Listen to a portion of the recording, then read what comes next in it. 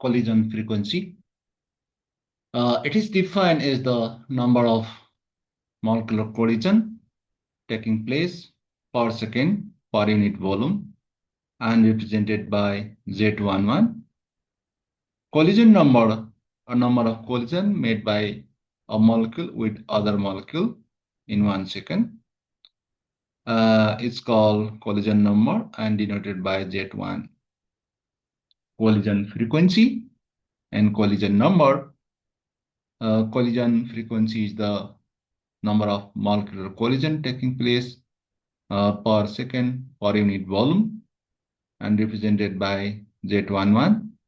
And collision number, the number of collision made by a molecule with other molecule in 1 second is called collision number.